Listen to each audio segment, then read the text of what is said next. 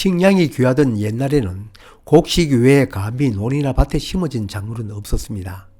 후기로 갈수록 돈되는 특용 작물은 밭으로 장소로 격상할 수 있었습니다만 가정에서 소비하는 채소들은 그저 울타리 넘어 있는 채전밭이라고 하는 자투리 밭에 심어져 왔고, 이 호박은 거기에도 들어가지 못하고 울 넘어 손톱만한 빈 곳이나 밭둑, 그리고 농사를 지을 수 없는 황무지 자갈밭에 구덩이를 파고 모아두었던 소똥그름이나 인분으로 심어져 왔습니다.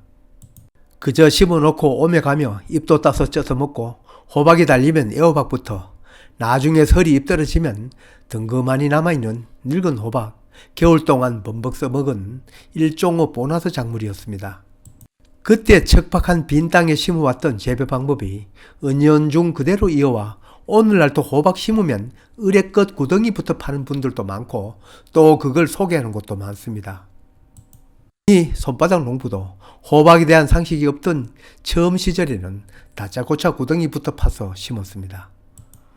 지금도 이런 땅에 호박을 심어 가꾸려면 옛날처럼 당연히 구덩이를 파고 심어야 합니다. 그것도 무작정 구덩이를 팔 게 아니라 배수가 너무 잘 되는 자갈 땅이라면 구덩이를 깊게 파고 거름 섞인 흙을 다 채우지 말고 두어서 비가 올 때 그 혜택을 많이 받도록 하는 것이 좋을 겁니다. 반대로 물빠짐이 나쁜 진흙 땅이라면 두둑처럼 높이 만들어 배수가 원활하도록 해야 할 것입니다. 또 한 가지는 파려면 구덩이를 넓게 파는 것이 중요합니다. 호박과 같은 박과 작물은 뿌리가 옆으로 퍼지는 천근성 작물이기 때문입니다. 대체적으로 호박 같으면 뿌리가 밑으로는 한 뼘 정도 내려간 걸 볼 수 있습니다.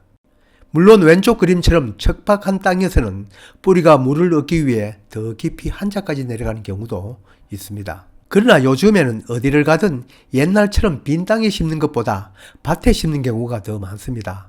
전문 재배 농가는 수박 심을 때처럼 두둑만 넓게 심는데 텃밭 농장에서는 의뢰의 구덩이부터 팝니다.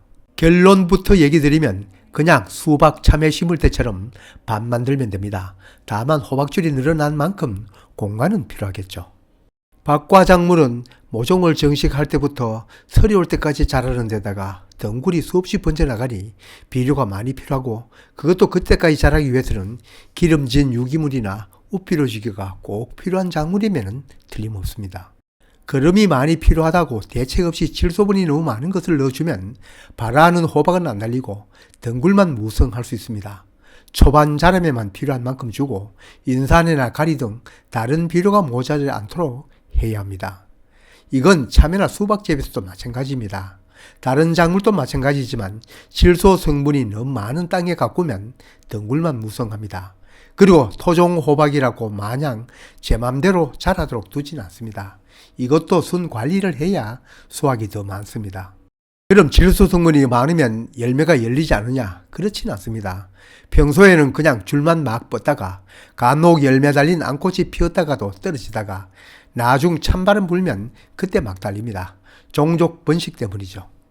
작물은 단일성 작물이기 때문에 기온이 내려가고 낮이 짧으면 암꽃을 많이 피우고 결실이 잘 되긴 합니다.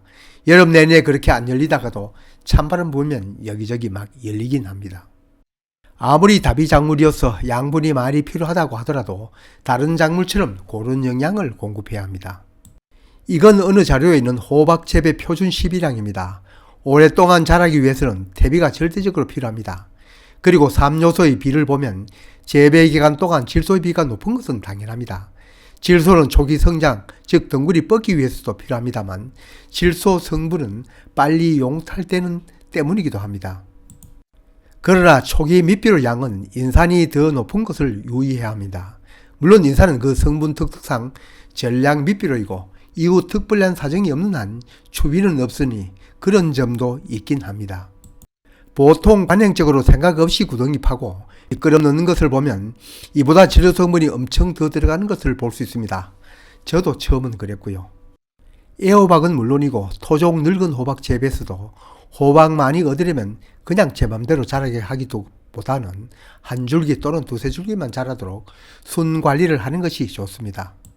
토종 호박 재배에서 뿌리가 깊게 뻗치지도 않을 필요 없이 깊게 파기보다는 차라리 파려면 넓게 파고 거기다 지나친 질소 중심 걸음 많이 넣지 않도록 하고 자유방임적으로 키우기보다 순 관리하면 더 많은 호박 얻을 수 있습니다.